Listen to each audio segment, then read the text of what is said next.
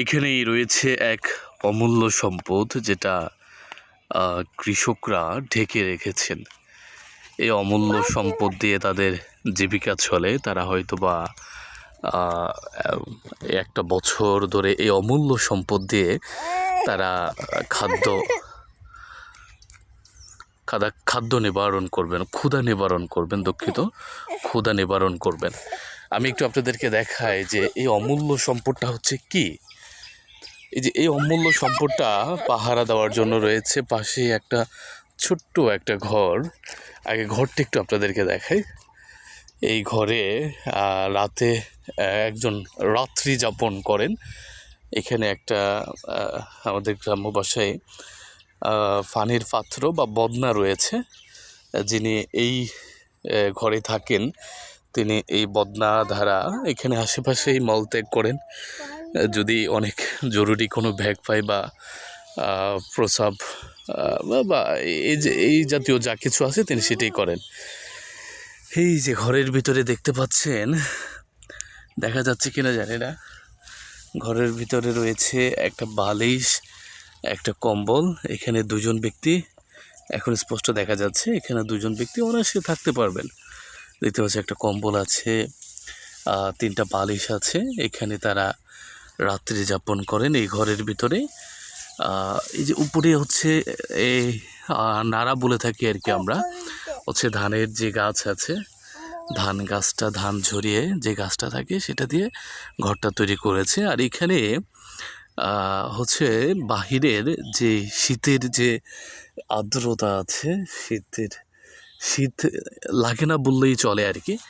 তারা শোয়ার পরে এই দিকটা একদমই ঢেকে দেয়। এদিকটা একদম ঢাকানো অবস্থায় থাকে, যাতে করে বাহির থেকে কোনো বাতাস বা শীতের আর্দ্রতা বা কুয়াশা যেন ভিতরে ঢুকতে না পারে, তাদের কাছে যেন শীত না লাগে। হ্যাঁ, সামান্য একটু ছিদ্র রেখে দেয় তাদের অমূল্য সম্পদটা পাহারা দেওয়ার জন্য বা দেখার জন্য কেউ নিয়ে যাচ্ছে কিনা। এইখানে একটা লাইট রয়েছে, দেখতে পাচ্ছেন। এই লাইট দ্বারা হচ্ছে সারাক্ষণ পুরো রাত্রি এই লাইটটা জ্বালানো থাকে। এটা হচ্ছে বিদ্যুতিক লাইট। পাশে একটা বাড়ি আছে, এই যে বাগানের পিছনে বাড়ি আছে, বাগান থেকে এই লাইটের লাইনটা নিয়েছে। সারা রাত ধরে এখানে আলো জ্বলে, আর তার অমূল্য সম্পদটা এই ছোট্ট ঘরে থেকে পাহারা দেন। এখানে হচ্ছে একটা উনুন রয়েছে বা চুলা রয়েছে। এখানে এই অমূল্য সম্পদটাকে পরিপুক্ত করার জন্য সেদ্ধ করে থাকেন আর কি। আশা করছি অনেকটা আন্দাজ করতে পেরেছেন যে অমূল্য সম্পদটা হচ্ছে কি। জি, আমরা যেটা খেয়ে বেঁচে থাকি সেই অমূল্য সম্পদ হচ্ছে ধান। যে ধান থেকে তৈরি হয় চাল। আমি তাদের অনুমতি ছাড়া এই ধানটা দেখাতে পারছি না।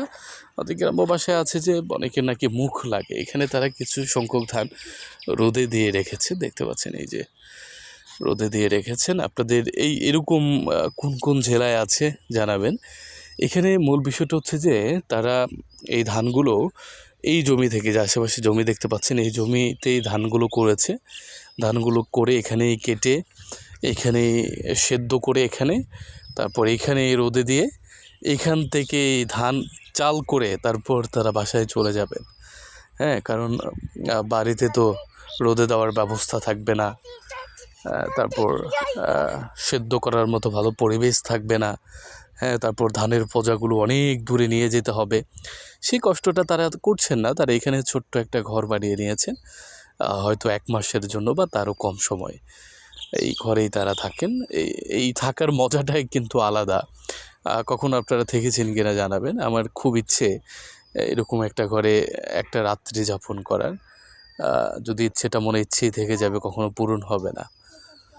এই হচ্ছে আপনাদের কোন জেলায় এরকম পরিবেশ আছে, অবশ্যই মন্তব্য করে জানাবেন যে আপনাদের কোন জেলাতে এখন এরকম রীতি আছে, নাকি বা বাড়িতেই নিয়ে যায় তারা। এখন তো অত্যাধুনিক প্রযুক্তি বের হয়ে গেছে। আমি জানি না এই প্রযুক্তি বের হয়েছে কিনা যে ধান কাটার পরেই মেশিনেই সিদ্ধ করে নেবে, আবার সেই মেশিন একদিনের ভিতরেই চাল তৈরি করে দেবে। আমি জানি না এরকম শুকিয়ে চাল তৈরি করে দেবে, এরকম অত্যাধুনিক মেশিন এখন বের হয়েছে কিনা।